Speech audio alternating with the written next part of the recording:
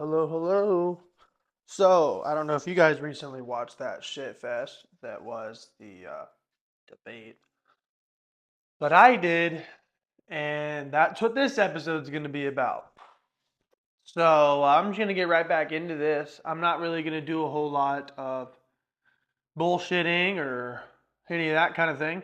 Kind of want to just get the information out there and let you guys decide what you do with it. Um, So I took some notes. I watched the RFK debate, which had him in his own little area, his own little room. He had his own moderator. He had a live audience, and basically they edited him into the debate, so he was able to answer the questions live. So I watched RFK, Trump, and Biden both or all three debate. I will say very openly that all three candidates did bring up good points. Um, my goal here is not to indoctrinate you or spread propaganda about the debate. It is purely to provide a summary of what the debate was about. For those who didn't get to watch it, or for those who plan on not watching it, which I'll be blunt, if you plan on not watching it and if you are not involved in this political election, you're a fucking idiot and you have no right to complain about the state of affairs that we are in. If you are upset about the state of affairs that we are in, it is time to go out and vote with your heart and vote with your mind and vote with your wallet, especially. Um, that's just that. I mean, you guys know I want to vote for RFK, but I've always said if you vote for Trump for good reasons, other than he's not the other guy, good for you. If you vote for Biden because he's got great policies and isn't the other guy crap, good for you. I just want you guys to vote with ethics, honesty, and with facts. Don't be voting just because you have emotion behind it. It's not gonna really help anything. Let's be frank. Okay, so without further ado, I did not get opening remarks. I'll be rather frank. I did not get opening remarks, and that was because I was still driving home from work. The debate started at 6, and I got off at 5:30. So I was able to hear their opening remarks, but I didn't exactly get to write anything down. So we're only going to be starting on the issue. I missed a topic I think at the beginning, but we have the majority of them, so we are going to be good to go. Jumping right into things here, Trump did say that he won't get rid of the abortion pill that is used in approximately 2/3 of the nation's abortions. He said he does believe in a medical abortion and rape and incest, which I'll be frank, this just goes against a lot of what CNN claims openly. Him stating that live did give me a little bit of peace because he's the one that kind of got rid of Roe v. Wade. It was his administration. Um, and, I think that that's important to discuss. Maybe not for 10 minutes, like you're going to see here in my notes, but you'll see. Okay, so RFK, let me see. RFK is attributing the COVID deaths on both presidents as neither admin had a noticeable change in their death count. I'm guessing that might have been part of his opening statements. Maybe I did get part of his, but that was out of context, so I apologize.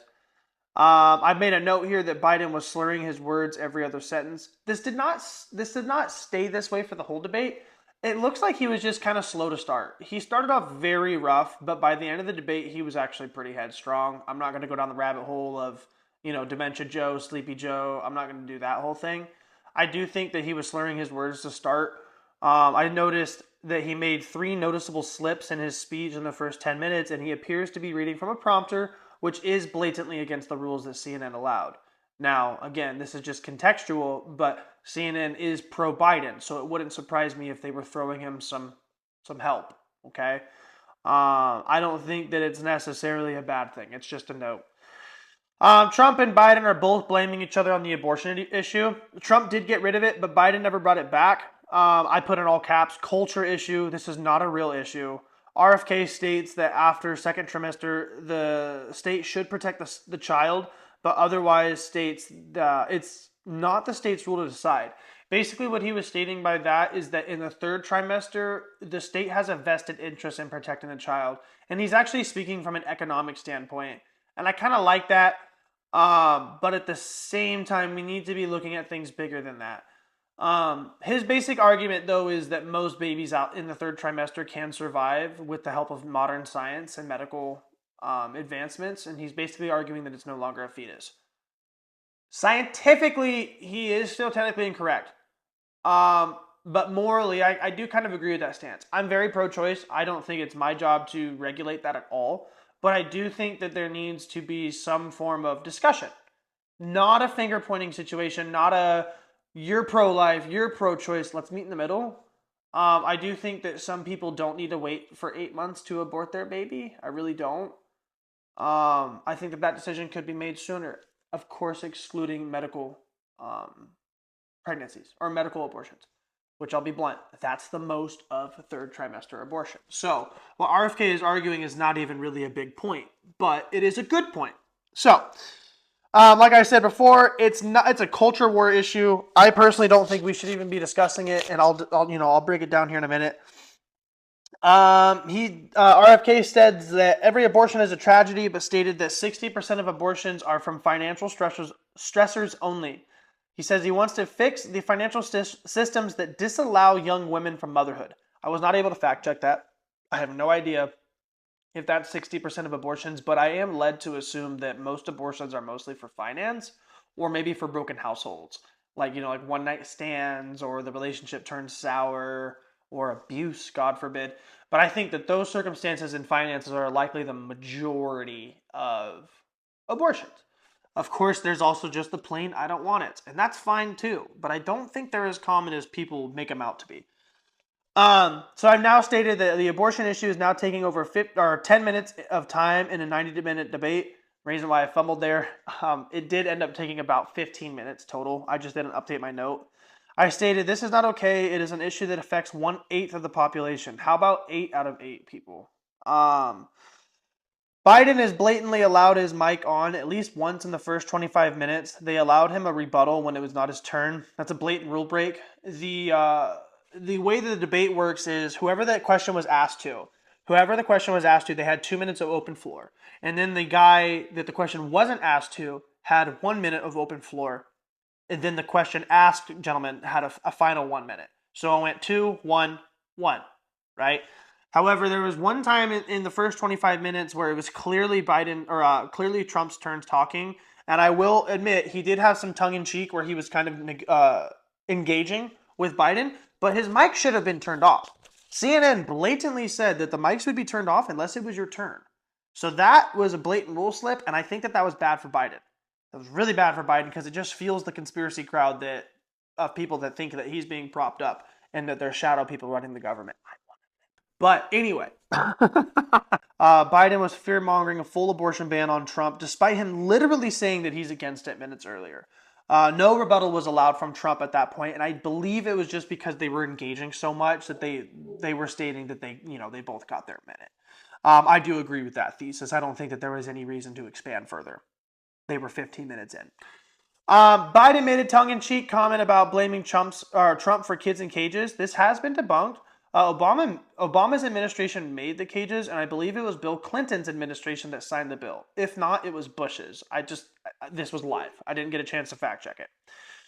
Trump claims the Border Patrol agencies support him for president. I don't think that's true, as they are a government agency. They technically cannot explicitly endorse any candidacy or presidency. They're supposed to be pro-president no matter who the hell it is. RFK did side with Trump on the border. Basically, they both stated that it's just a disaster and that it's been open for far too long. Biden opened the border with an executive order during his first 6 months in office, and he recently closed it with another executive order after saying for 3 years that he couldn't stop this and that they had to go through Congress. So backpedaling in politics is usually never a good thing. And I'll be frank, Trump does it too. So I'm not trying to act like Biden, oh, he's backpedaling. No, Trump's kind of the master of that. So I think in this case, it's kind of just leveling the playing field. He backpedaled pretty hard on that one. Both Trump and Biden are pulling the veterans card. Personally, this one pissed me off, and I almost had to turn off the debate because I have a lot of veteran friends. I've lost a lot of veteran friends. I've lost a lot of veteran friends to suicide, or excuse me, not a lot, just one actually. But I've been the guy that's been called for about a half dozen others. Thankfully, they never ended up taking their lives, but, being on suicide watch for people you care about, specifically after the Afghanistan withdrawal, I don't like that Biden or Trump is using the veterans card because, let's be frank, Trump's administration drafted the legislation to pull us out of Afghanistan, meaning he was tied to it. And then Biden botched the withdrawal. I don't think I need to expand further on that one. You guys can look it up and see how bad it was. But I made a note here. Said bit disgraceful when they both made rude comments regarding vets in the past. Biden said we have done more for veterans than any other presidency. I'm just going to be blunt. The Afghanistan situation, there was a noticeable, trackable, and measurable uptick in suicide stateside from veterans after we pulled out of Afghanistan. This is verifiable. This is absolutely verifiable. Most vets that pulled out, or most vets that were stateside after that, just felt like the war was a waste and that they lost friends over there for nothing and all of that. The suicide rate spiked. So I didn't like the commentary he made there. And let's be frank, Trump's made some commentary about vets in the past too. Some of it debunked, but some of it's true nonetheless. So he's made malicious commentary about vets, about them essentially being less than him because he's a businessman and yada yada. Neither of them have a good stance on the veterans, and I'm tired of them using that as a way to draw votes. I don't even know if RFK said anything about veterans specifically. I don't think he did. Trump claimed that he had 0 wars and said that Biden has got us involved with Israel and Ukraine. Technically, Trump didn't start any wars. He just perpetuated the ones that were already on the books. That is true. Biden did get us involved with Israel and Ukraine via legislation, but that was drafted by Congress. All he did was sign it. I don't really blame Biden for Israel and Ukraine. I blame him for it going on this long, right? We should have some negotiations by this point. Let's get to the negotiation table. Let's have hard conversations with Putin. Let's have hard conversations with Hamas. And let's figure out how to get these fucking hostages home and end the war. That is not that fucking hard. It is political theater that has made it go on this long. Prove me wrong. If you can prove me wrong, I'll gladly back down from my thesis. I'm willing to learn. I'm not perfect. I've never pretended that I am. Okay, so back to what Trump was claiming on Israel and Ukraine. He further claimed that Israel and Ukraine would not have been invaded if he was in office. He says Iran had no business ties when he was in, and claims that the whole world was blowing up under Biden. Now, there is a little bit of truth to Trump's statement about Iran. There was a very crippled business relationship with them in the outside world. He was putting on tariffs. He was putting on a whole bunch of shit. But he also pulled us out of the nuclear deal. And I'll be frank, there's a lot of malicious intent behind Republican statements regarding the nuclear deal. Obama signed the nuclear deal with Iran, and of course, you guys can run with that. But a lot of people blame Obama for Iran, and I'll just be frank, it's a nuclear deal. With a terrorist country, we need to be having them. I don't care what the semantics are. We need to have have a deal with these guys so that way they don't just enrich uranium as much as they fucking can. I don't know much about the deal, but I do know that it stopped them from making bombs. And as I showed on my TikTok earlier this year, they now have enough uranium to make over a dozen bombs, and they are the current funder of the Israel war. So you can see how this can get bad really quickly. Okay. Now, I'll just be frank, none of that can be stopped by Trump, Biden, or RFK right now. We need to get all of the world leaders on the conversation table and get them to discuss this further. Failure to do so could have drastic consequences. Biden on the stage did not know how many soldiers have died in Russia, which I thought was a little bit odd. He's the president. He's debriefed with these casualty reports. He's debriefed with after action reports. Not all of them, of course. There's a lot of stuff that goes on that the president doesn't know about, but they usually would get death tallies. He didn't know how many soldiers had died. He said hundreds, then he said thousands, then he said tens of thousands. I'll be frank, the civilian data on this is very minute. I've seen claims at 50,000. I've seen claims over 500,000. It's hard to get estimates on it. But for him to not know this on the debate stage is a little bit bad, you know? It makes me wonder if he has access to the same material I do as just a fucking Joe Schmo with a tinfoil hat, you know? So, a little bit odd. I feel like the president needs to know that regardless of what side of the aisle they're on. Trump claims he would get the war settled in Ukraine before taking office in January if elected. He didn't expand much further on that. I think it's just political theater. Biden was still talking about Putin being the bad guy instead of how to do business with him and how to address him. That one was something I didn't like. Multiple times during the debate, Biden was talking at and about constituents instead of how to deal with them. Like with Trump, he would constantly attack his morals and attack his character and attack his, various behaviors and business mindsets. That's called ad hominem, and that is a fallacy. In debate, which is literally what that is, in debate, that is inadmissible. If any of you guys are nerds like me and ever did debating in high school or in college or elsewhere, you guys know that you cannot use a fallacy in your debate. And there's dozens, if not hundreds, of different fallacies that people use in debate, which are just psychological behaviors. An ad hominem is when you attack the person, not the thesis. And that's what Biden did a lot last night. Trump did it too. And RFK did it too. They all had character attacks. But I feel like Biden definitely did it the most because he was talking about Putin. He was trying to get Trump to denounce Putin. Who cares about what your personal opinion is of the guy? How are you going to address the malicious things that he is doing? Right? I can have a friend that I absolutely disagree with politically. How do I take care of him? Right? I could have an enemy that I absolutely disagree with politically. How do I take care of him? Doesn't matter if he's friend or foe. We need to figure out how to take care of guys that we disagree with. Pure and simple. Pure and simple.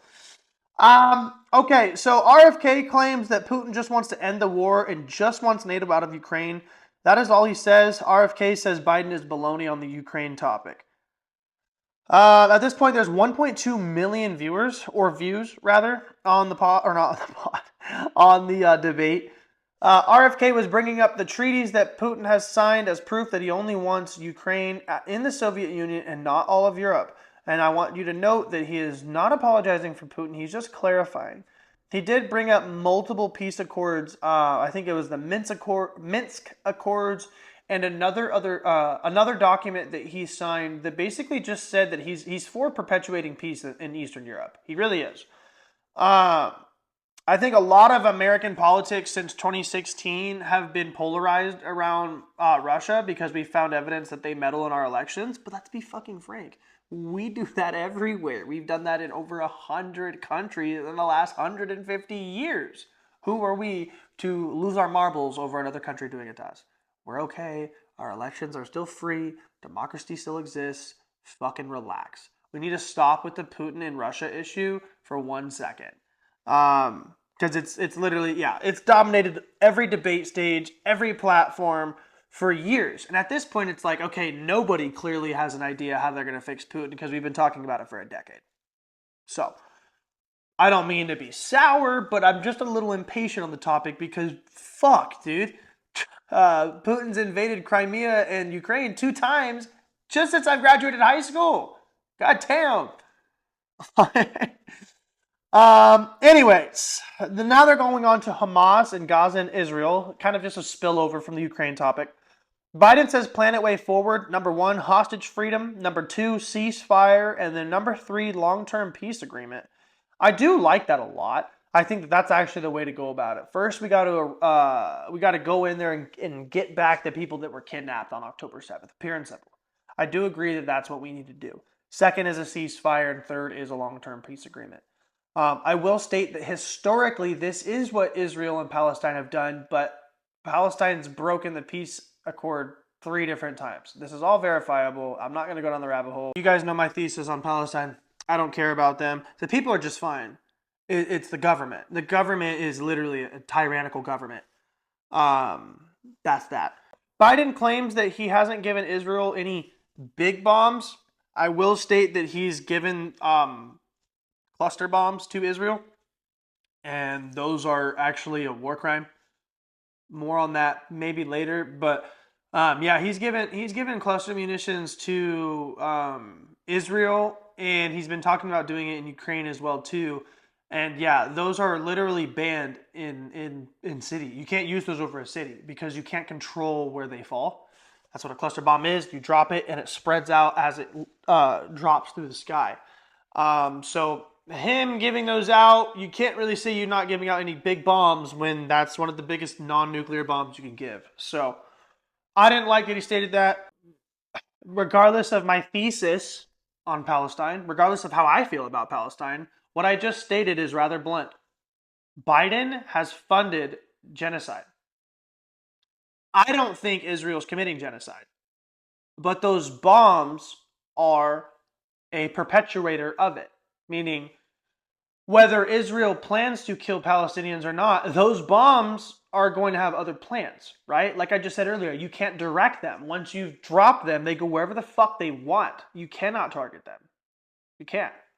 So when you're dropping them on cities and they say USAF on the side, like, okay, that's a fucking problem. That's a big fucking problem. And now Biden's talking about doing it in Ukraine. So again, I don't like that.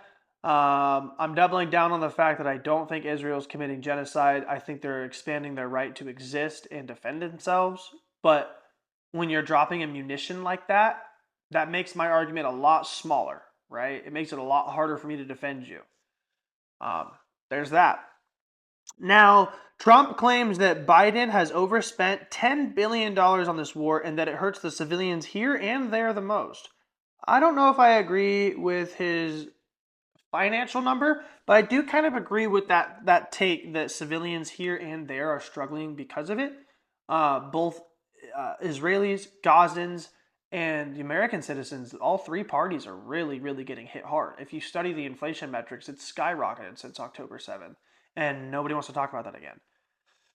Biden does say that 50 new nations have now supported Ukraine due to his diplomacy. This does appear to be true, and that is a big win for him. I actually think that support for Ukraine was dwindling really bad. You guys know my take. I'm pretty anti-war to begin with. I don't think we need to be involved in any of these wars because, let's be frank, they have nothing to fucking do with us. It's Russia versus Ukraine and Israel versus Palestine. It has nothing to do with Americans. Thank you, next. But he has exercised a lot of diplomacy in the area, and a lot of nations have started to listen to Biden about how we need to help Ukraine and take on the big bad bully that is Russia. So that was a win for Trump, or not Trump, for Biden. Okay, so RFK promotes an openly diplomatic approach and recognizes Israel's right to exist. He is openly against Hamas. He says that it wants a one-state solution and supports a decimation of all Jews. This is historically correct with 36 years of precedent. It's the 1988 charter of Hamas. And I'll have my wife link that if we can find it. Now that it's a big talking point, it's harder to find on the internet. So I'll try to find the document and get it translated from Arabic, but it blatantly states what their mission is, and it is to end the state of Israel. It literally says it. Not my words, theirs. Trump admits that he won't support NATO if they don't pay. What he means by this is that we are the global funder of wars worldwide, and they are rarely our help. This is true. We fund 10 times the amount of our next biggest ally in NATO. So that's kind of aggressive. RFK said, quote, when NATO was created, it was a bulwark against Soviet expansion. This is true. It was created during the Cold War to prevent the communism spreading west. That's really all there is on that. He states that we have spent twice as much on war and NATO allyship than we did during the height of the Cold War. I cannot find evidence directly on this. So yeah, take that at surface level. January 6th was the next topic. On January 6th, this is a Trump quote. On January 6th, we had a great border, we were energy dependent, lowest taxes and regulation, and we were respected. He dodged the question. That's a political no-no. Answer the fucking question. When pressed again, he did answer well. He says that his tweet quoted a peaceful and respectful protest on January 6th, and his tweet does say this. You can Google it at a moment's notice. That's that. I do think at the end of the day, we can't really blame January 6th on Trump. Regardless of if you think it was a fake thing or an insurrection thing, or regardless of that, the people that were there, the bad actors, right? The people that did bad things at the Capitol, those are the only people that you can be charged. You can't charge Trump with that. You can't, especially when his own words said peacefully and respectfully. Those were his words. He never once said to get violent. He did not ever invoke violence. He said, make your voices be heard. Hate the guy as much as you want, but from a legal standpoint, he knew what he was doing. Okay? He knew what he was saying. You can't charge him with an insurrection with those words. You can't. You fucking can't. I'm sorry. That said, the people that were involved, if they were found to be insurrecting against the government, they should be tried, convicted, and dealt with. I don't think most of the people there were actively engaged in insurrection. I think most were protesting, and there was about 100 to 500. They got really, really rowdy. But there was a crowd of over 10,000. Do the math, okay? It's like the same thing on social media. 90% of social media people are great, but there's 10% that are very vocal and just rowdy and rough, and they just, they fill comment sections, and they just nasty, right? That's not how most of the world is. And I'm thankful for that. Biden claims that Trump didn't do a damn thing to stop it. Trump claims that he brought in the National Guard. I'll be frank, I kind of avoid the January 6th topic, so I don't know who's right and who's wrong here. I very firmly believe that January 6th was a staged event. I don't know who by or what. I don't know if it's a conspiracy. I don't know anything. I don't, and I'm not going to pretend to. But I do personally feel in my heart that it was one of those diversion issues. Other things in the world were going on, and we were all hands on deck for January 6th, So I don't know. I avoid the topic like the plague. I don't care about it. I really don't. Next. Trump took credit for shutting down CHOP in Seattle, which I thought was funny. There's no substantiated evidence that can support that, but he claimed that he almost deployed the National Guard. I don't know if that's true. Like I said, there's no evidence that supports that. Biden asked Trump blatantly if he denounces the Proud Boys, and I'm going to expand further. He did not actually get a chance to. It was during Biden's 2 minutes, so of course he was rambling. I'm asking you here and now, do you denounce the Proud Boys? And then he had another 45 seconds to keep going. After that, Trump, of course, had to rebuttal, right? So he rebutted the last 45 seconds instead of doing the whole denouncing thing. I personally don't give a shit whether he denounces them or not. They are an untied organization to the presidency, meaning they have no hold. They have no funders. They are Antifa, if you will. It's like asking Biden if he denounces Antifa. Let's ask each other bluntly, me and you, the podcast audience. Would Biden denounce Antifa? And would Trump denounce the Proud Boys? I don't think either would. I really don't. Do you? If you do, I give me reasons why. I would love to know why. I personally think that both groups use those fringe groups to push their ideology. So I don't think that they would denounce them. That's my take. Please let me know what yours is.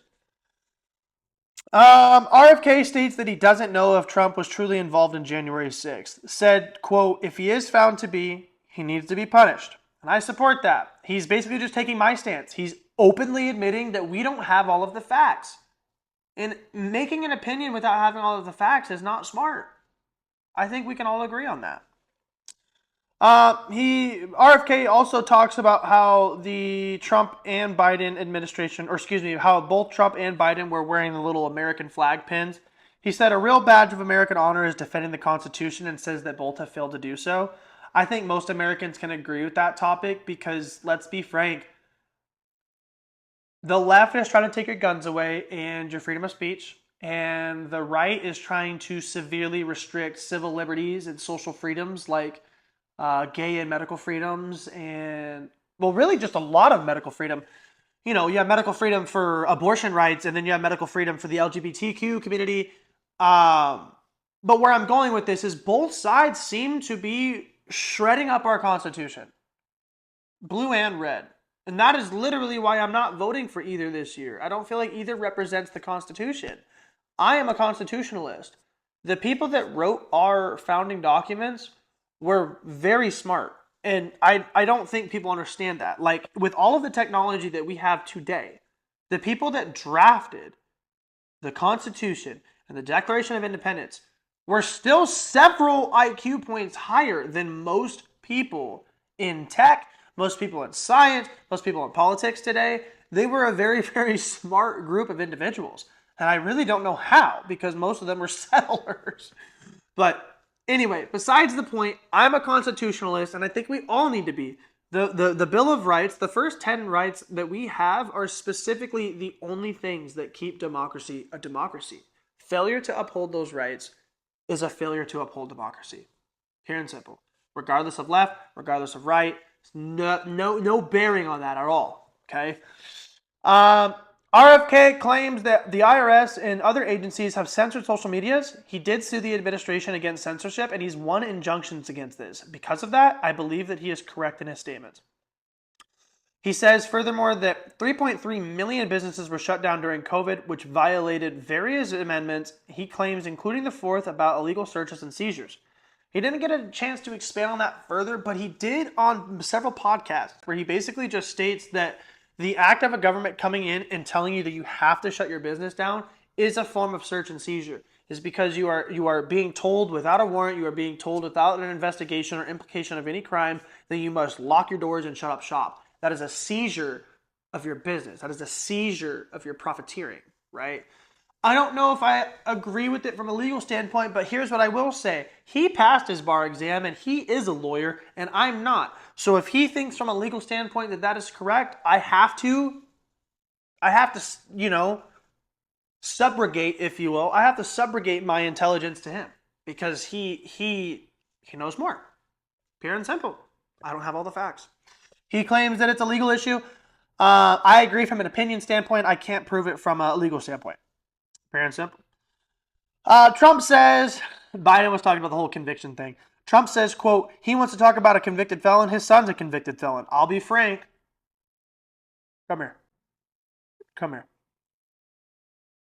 I think that's a good point for RFK.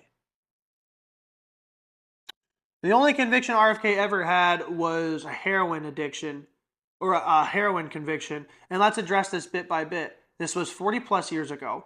And furthermore, it was on the reels of recovering from watching his father be assassinated. He was there that night.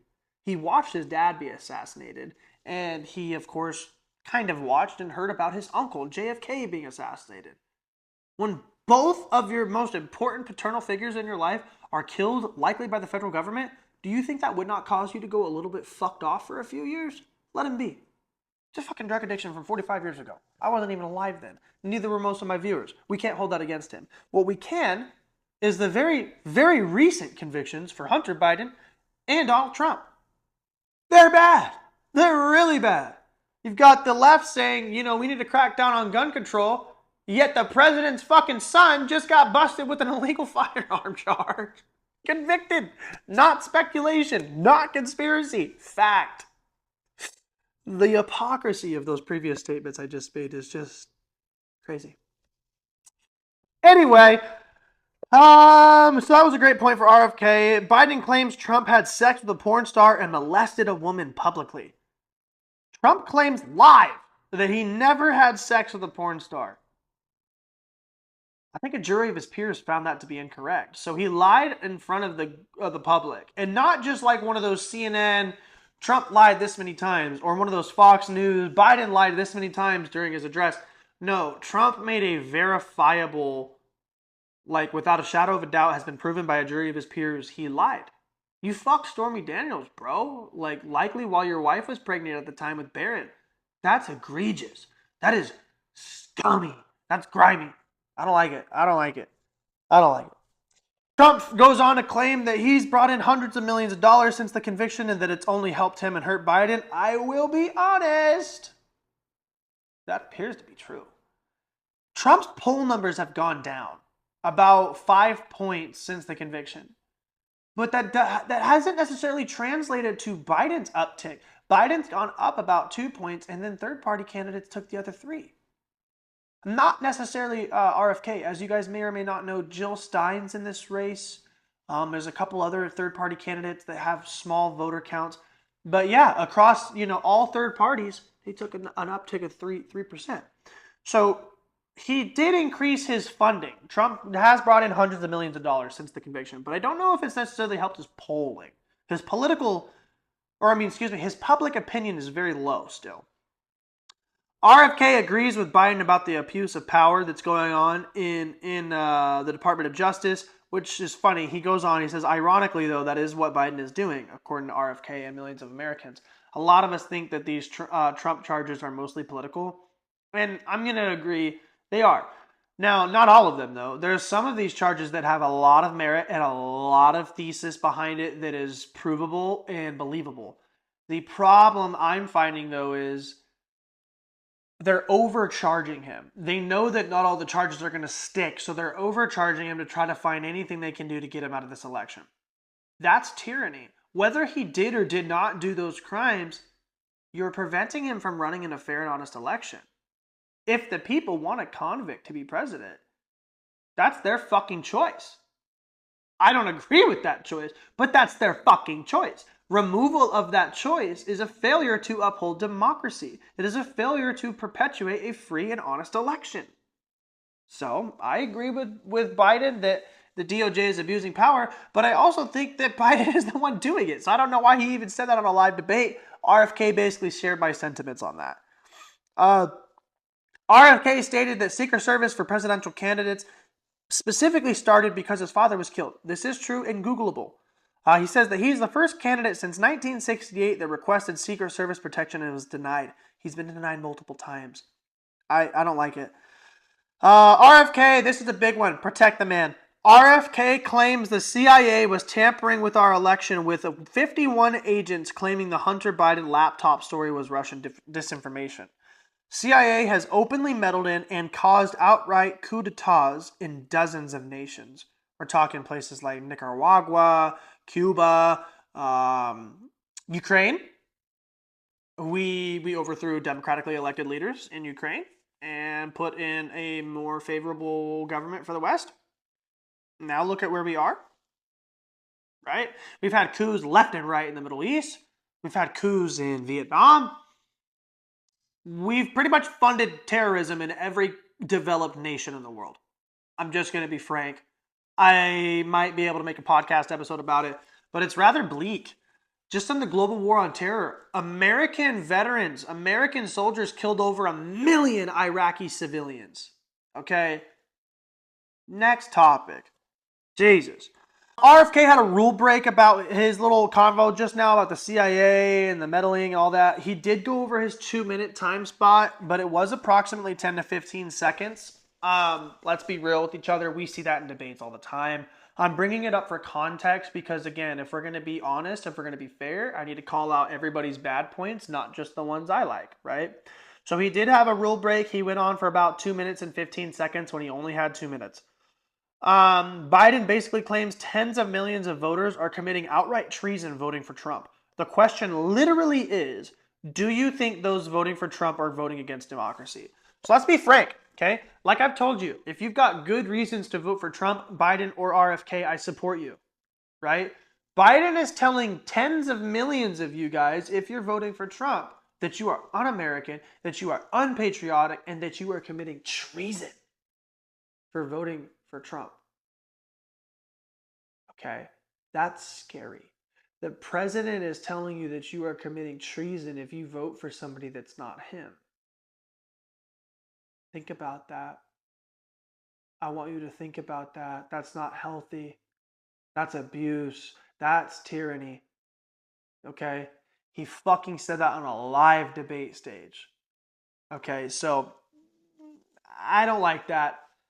I am a little worried for November. I'm not going to lie. Because what if Trump does get elected? And then what if the DOJ goes after everybody who voted for him? You see where this goes? Like, it's a rabbit hole. It never ends. It's the snowball effect. We do not want that. Do not weaponize the DOJ against the voter class. Pure and simple. Doesn't matter. I don't care if you voted for Hitler, bro. Who you vote for writing a name on a piece of paper, you should not be targeted. Pure and simple. You should never be targeted for who you vote for politically. Unless you are committing an act of violence in the process, right? Anything that breaks the law, of course, I'm against. But simply voicing your opinion is one of our most, paramount rights as a human. It predates any government.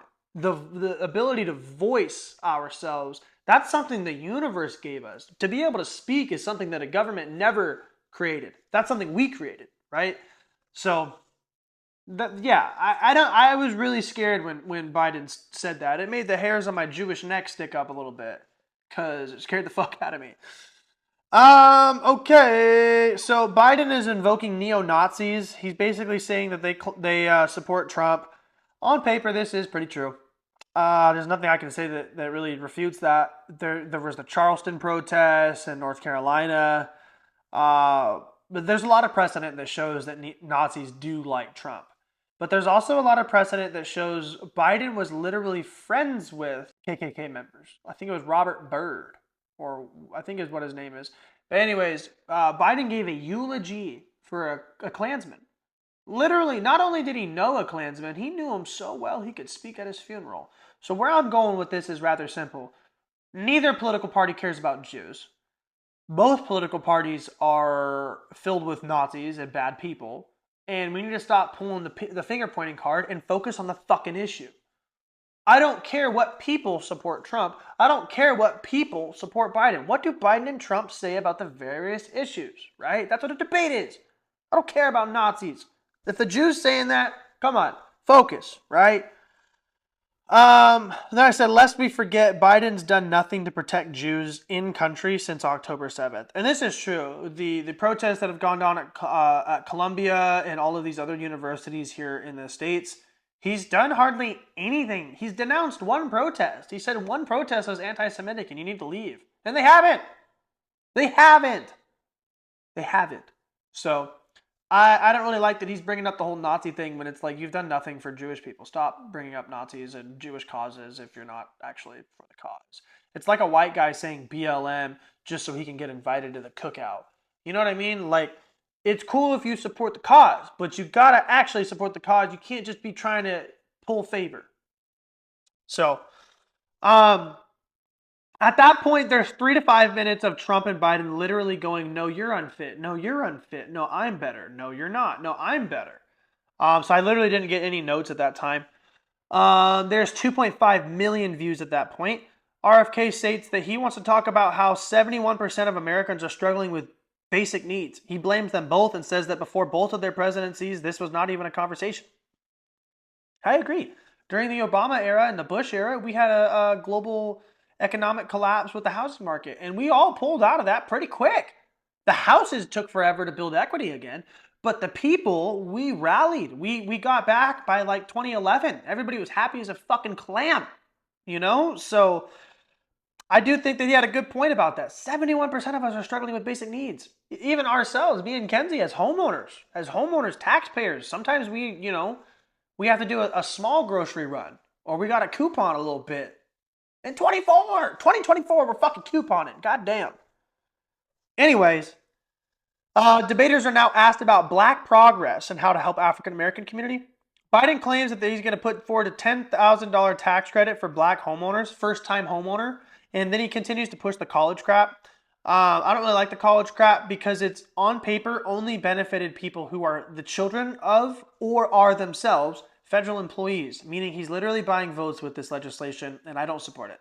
If it starts helping people like me, who actually went to college and were not a fucking kid of a politician or a federal employee, then I might support it.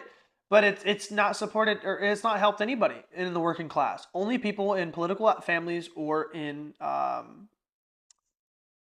federal jobs, right? Federal employees. I do support helping federal employees because they're the ones that get shafted whenever there's shutdowns and riots and protests. But what the fuck? You can't just draft legislation that only helps a certain demographic. That's favoritism. Let me see. Trump blames inflation on Biden's policies and claims that it's hurt the black voters the most.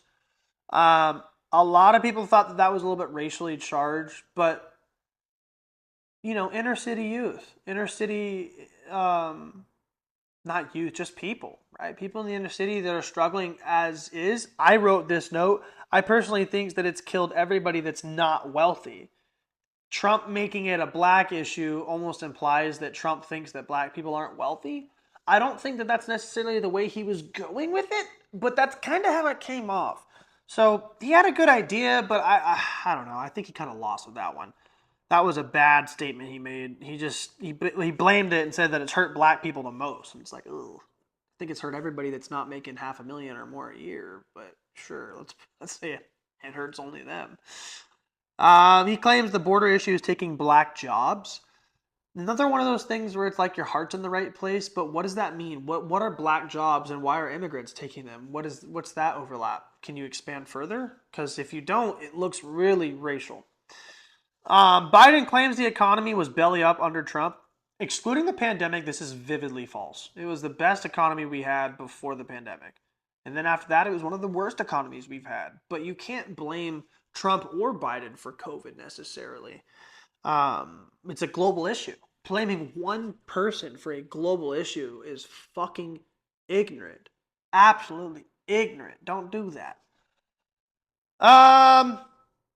Trump made the COVID issue a state's issue and not a national issue, which I personally thought was the better decision to make in that point in time. As you guys saw, some states failed, outright failed, and some states did very well, right? So I think that that's something that we should take into consideration. Making it a state's issue was not necessarily a bad call. I really think that that was a smart play there because it exposed some of the states for the corruption that they had.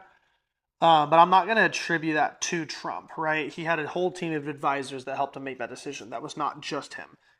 RFK does agree with Trump that the border crisis has hurt black neighborhoods and career opportunities, but then he expands and says that it hurts other racial demographics, basically all, which I like. Making it sound like it was just a black issue was a little racial. You got to be careful with that phrasing. Even though you're trying to help, I think Trump hurt the black community by making those comments.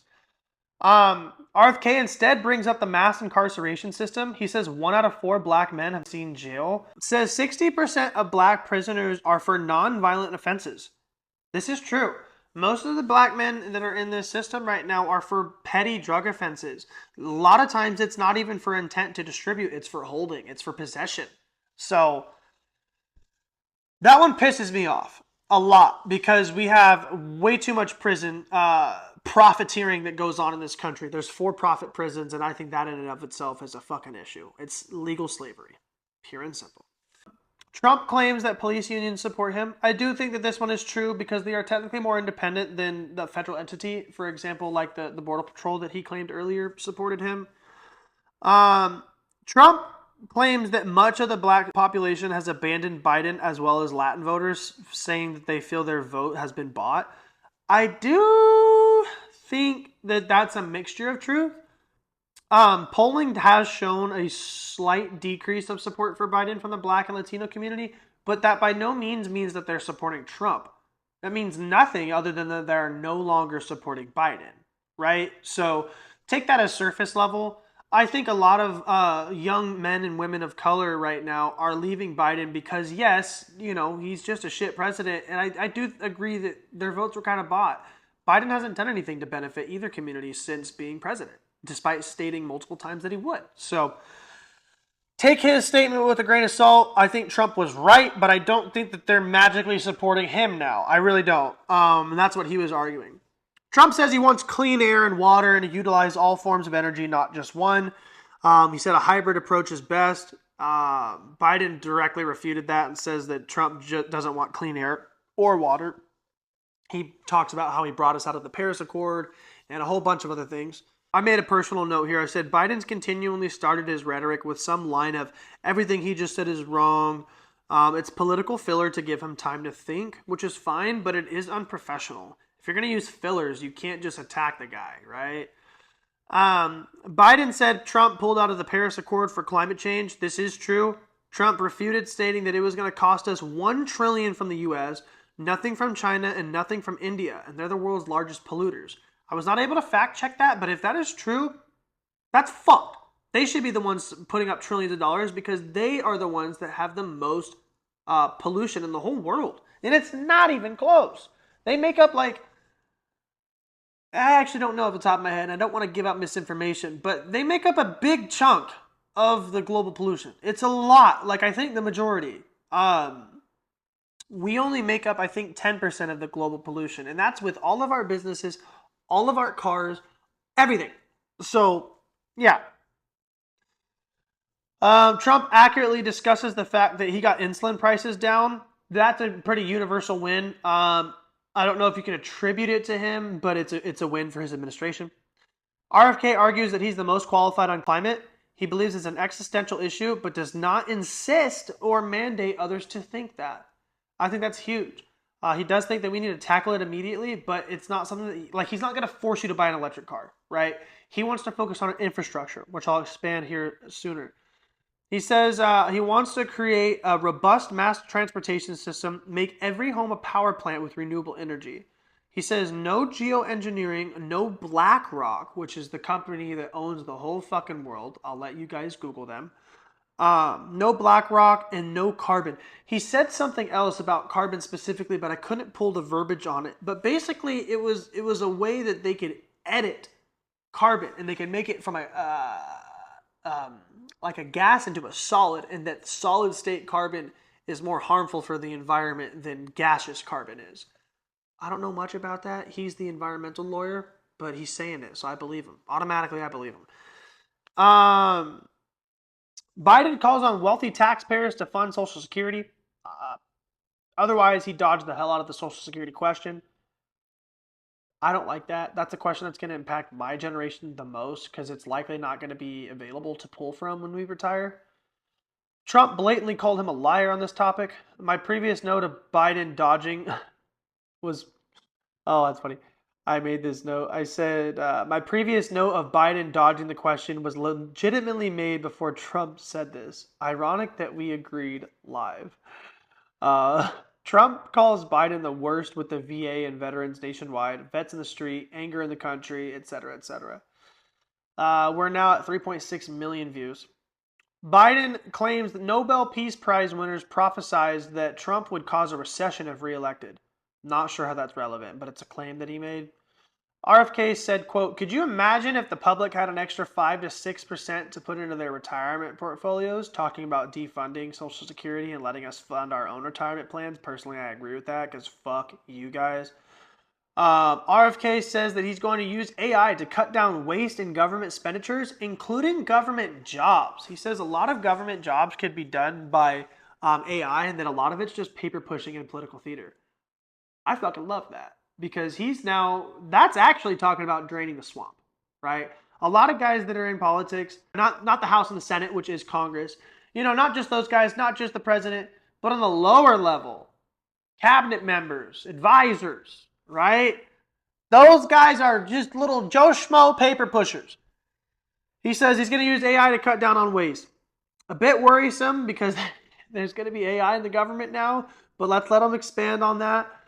He says our middle class needs to be robust, and that would help do that, which I do agree, because think about it. If we had less government jobs, that means less taxes for the payment of those jobs, which means more money in our wallets. So that could potentially be a good thing.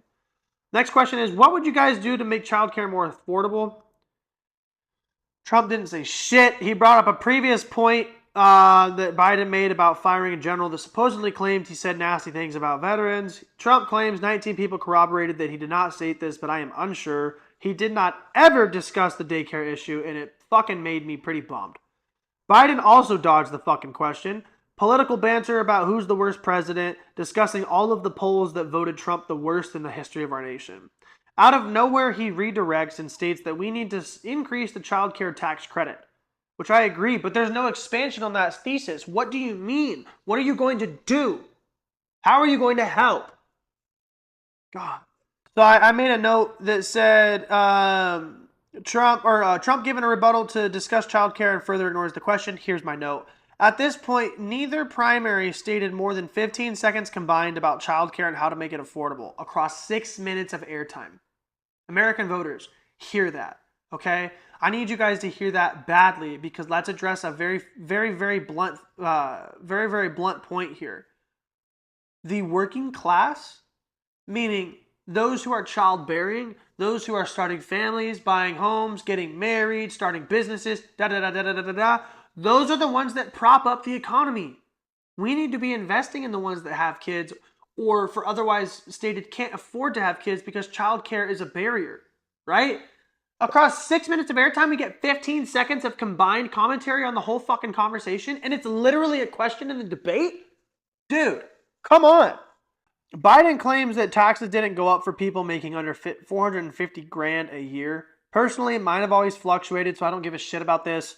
How my taxes are spent is more vastly important than how much I'm taxed. And I'll say that again. How my taxes are spent is more important than how much I'm taxed to be spent. Okay? Pure and simple. RFK on childcare. Thank you! Says the crisis begins with the economy. People need 3 to 4 jobs nowadays to buy a home on average, he claims. Further blames both men for the damage. And then he goes on to state that childcare for black Americans is approximately 37% of their income, according to recent polls, for one child, according to RFK. This is horrible if true, but I was not able to have access to the information, so I don't know if that is or not. Trump says human trafficking across the border is the worst that we've ever seen. Fentanyl was up, other key points, but basically Biden bad on border. The question was about addiction in our country. Biden and Trump both going against each other's throats and not the questions. RFK says that we need to reclaim our children and educate them. Says we need to tackle addiction head on and stop overprescribing people. Claims addiction starts at the doctor, not on the street. I agree with those claims, honestly. I'm not going to go further. I might have family that listens to this podcast. I'm not trying to speak ill will, but I've got addicts in my family that only became drug addicts because of what they were prescribed. And now it's transcended into much worse addiction. So I've seen that firsthand, and I'm sure millions of Americans have too. They've seen a loved one that was prescribed opiates for back pain or a surgery, and then they get hooked. We've all seen it, So I agree with RFK there. We're now at 4.6 million viewers. The question was directly about Biden's competency at, I think, 81 years old. Ironically, Biden stuttered multiple times answering the question while declaring how fit he is. He has to be redirected about halfway through. I am not making this up. I could show a screenshot of this, but I haven't edited this. I haven't edited this part of my notes at all. This is literally what I wrote from Thursday. Or actually, excuse me, I apologize. I did edit the top part of the notes that we discussed earlier because I was proofreading it before I went live, and I misspelled a bunch of shit. So yes, I have actually since posted this, but I haven't gone this far down. You have my scout's honor. You guys can go back and watch for yourselves. Biden literally stuttered while answering how fit and mentally competent he is to run this country. Yikes. Trump was asked the same question. He claims that he was tested 2 times with cognitive tests and passed. RFK noticeably smiled and laughed during this time. Both Trump and RFK do seem clear and level. Biden is smiling with blank stares and he legit looks like a 2-year-old. This is just my personal note. If you disagree with it, that's fine. These are observations that I made. Trump says Ronnie Jackson is the doctor that tested him and said he did well. Golf, fucking golf, somehow entered the conversation with Biden and Trump. I have no idea how this happened. I really don't. But they're talking about fucking golf. Tiger Woods shit. Real. RFK says that he hikes and goes to the gym every day. For context purposes, this is when they paused the CNN debate and they gave RFK his 2 minutes. How fit are you? How healthy are you? Can you run the country? Etc. etc. RFK says that he hikes and goes to the gym every day, avoids processed food like the plague, does intermittent fasting when he can, says he really wants to be a part of this golf contest, hinting that he would kick their ass. He is also roughly 10 years younger, so I think regardless of his physical health, he probably would. They're both 80. Trump is asked about certifying the results and denouncing political violence. He openly states that he is against political violence. States that he's only even trying this again because of how bad Biden's done. I think he personally would have run regardless of what Biden did because he lost 2020. He's going to run regardless. Both candidates are claiming that the other guy would cause World War III. We're already in World War III. And the history books will state that in 45 to 50 years. We are already in World War III. We are. Okay? It's time that we admit that. Russia, Iran, Hamas, They're all on one side. Ukraine, Israel, America, we're all on the other side, or I should say NATO, right?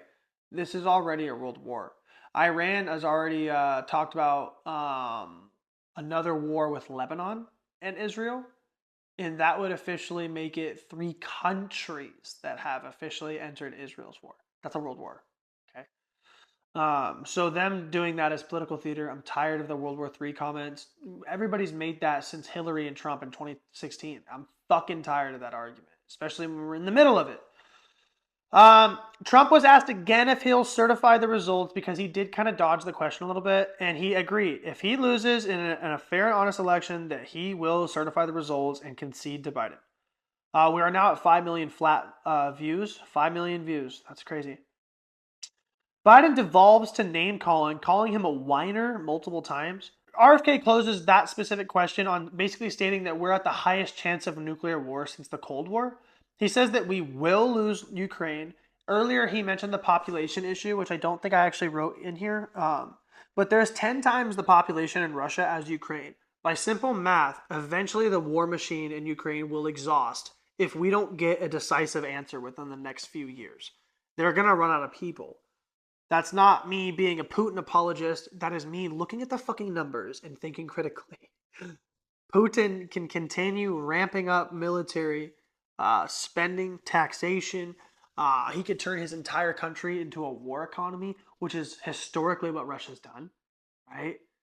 Look at World War One. Look at World War Two. Look at the Cold War. Historically, Russia is a war economy, and when they are, wow, they get a lot of shit done.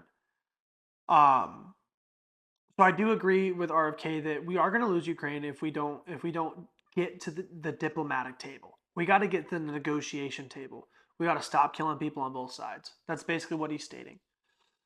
He says we need to let it go before the war gets hotter and it gets international. Says Russia has 2,500 more nuclear weapons than we do. Says that we cannot fight this war. Nobody wins. I agree wholeheartedly. I think RFK has had the best stance on the war topics than Trump and Biden, because basically Trump and Biden are just saying the opposite of what the other guy is. They're not actually having like a device or a decisive plan that they're going to do to fix this problem. RFK stated rather bluntly, and I don't know if I made a note of it. If I did, we'll talk about it later too. But RFK stated rather bluntly that he would go straight to Putin. He said he'd be willing to fly to Russia and talk to Putin directly about getting him to pull out. That is a world leader.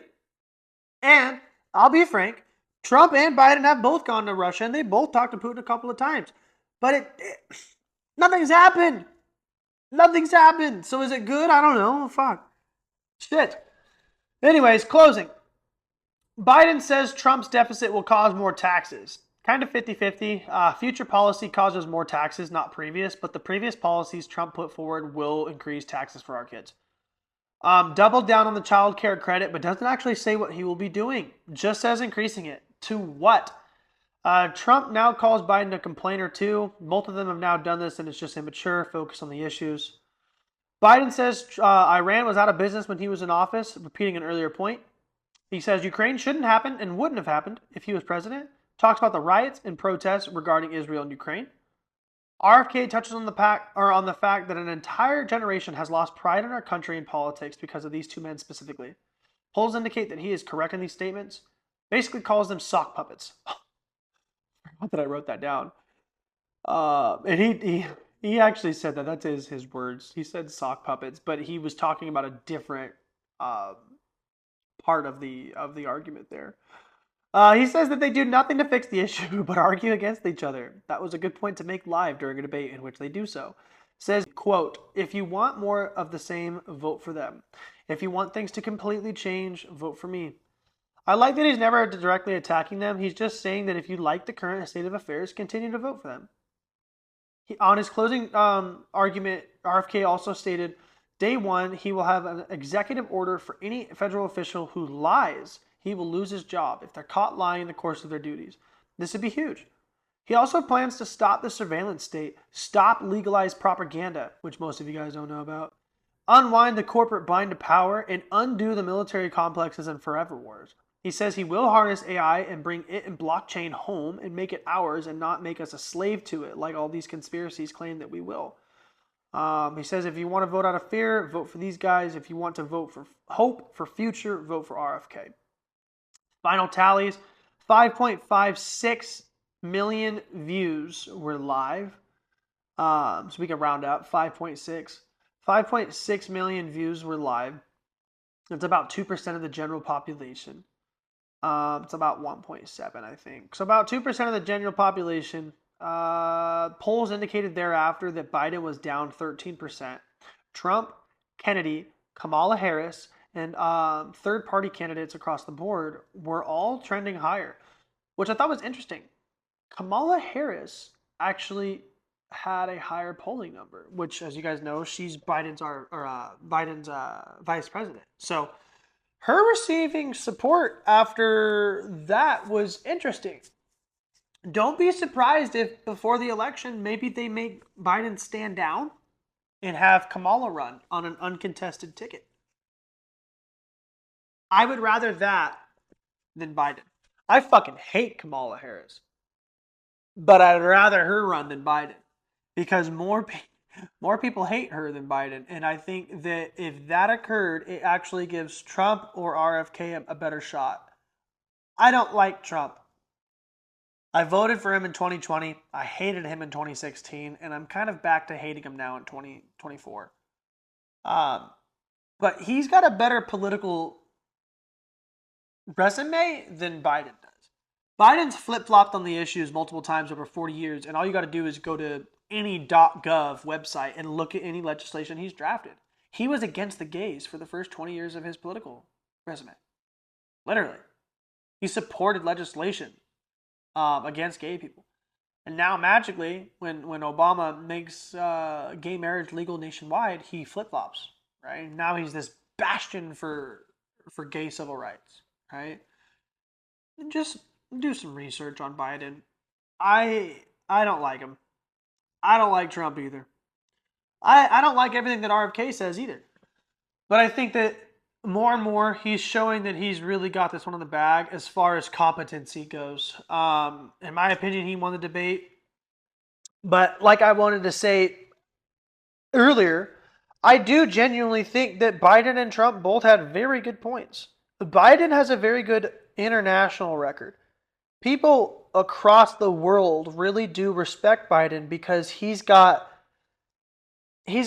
favor and respect from Obama's administration, right? Obama was really good internationally. Whether or not Republicans want to admit that or not, he was real good internationally. He really was. I was younger during Obama's term though, so I didn't know all the semantics, but he was loved worldwide. Biden is loved worldwide. Trump is not, but he's hard on tyrants. And I think in this world right now where we're spilling into a potential world war, we can't have Biden in. I'm scared no matter who gets elected. I'm scared even if RFK gets elected. I'll be honest. Yep. Anyways, that concludes the first debate. If you guys have any questions, if you guys want to discuss it further, you can email me. It's turning the pages WME at gmail.com. But yeah, long story short, I really did like the first debate. I'm tired of the name calling and the no you said, the no you said, the no you said. I'll have my wife post a link of it. But I want you guys to go back and watch a debate between, I think it was JFK and Richard Nixon. I think. I'll find the debate, but I'll post it in the description. I want you guys to watch it. But it was the first presidential debate of 1960, and it was whoever JFK was going up against. And I'll be honest, I'm not fact checking right now. This is pure memory, okay? So bear with me. But it's the first presidential debate of 1960, and it is beautiful. There's no political attacking. Multiple times JFK agreed with the other guy, again, whom I think is Nixon. I'm just going to pull it up. I'm going to pull it up. Anyways, yeah, multiple times. Multiple times. They were agreeing with each other and commenting about how strong the other guy's thesis was about how to take care of this and how to take care of that. And it was just so freaking beautiful. There was poetry, there was symbolism that we are, we're two wings of the same bird and that we're team members. We're not enemies, we're teammates. I looked it up. It is Kennedy versus Nixon. So yeah, multiple times Kennedy commended Nixon and said, hey, I actually really agree with what he thinks about this. Here's how I would take care of it. And boy, we got to get back to that, dude. We do. I'll post the link of it if you guys want to watch. It's only an hour long. It's posted by PBS too, so it's one of the 4 broadcast stations that are free. Anyways, PBS posted on YouTube. I'll post the link of it. It's a great, great, great, great debate, and this was 64 years ago. It sucks, but I think we can get back to it if we would just stop attacking the other side. You don't have to agree with everything I say. Chances are you don't if you watch my podcast because I talk about such a wide variety of topics. There's no way you could think everything I do, right? But the fact of the matter is we have to get back towards peace. We do. Call me a hippie for a minute if you need to. But we have to get back towards peace. We were a beautiful nation of people that disagreed amicably, meaning, we were friends at the end of the disagreement. We need to get back to that. And I hope with my podcast, and I hope with guys like RFK, and I hope with just clear communication, clear, open, and honest communication, that we can do that. I really believe that we can. I really do. You guys have yourself a good weekend, or have a good week, or have a good whatever day the hell this posts. Have a good one. I'll see you guys next time.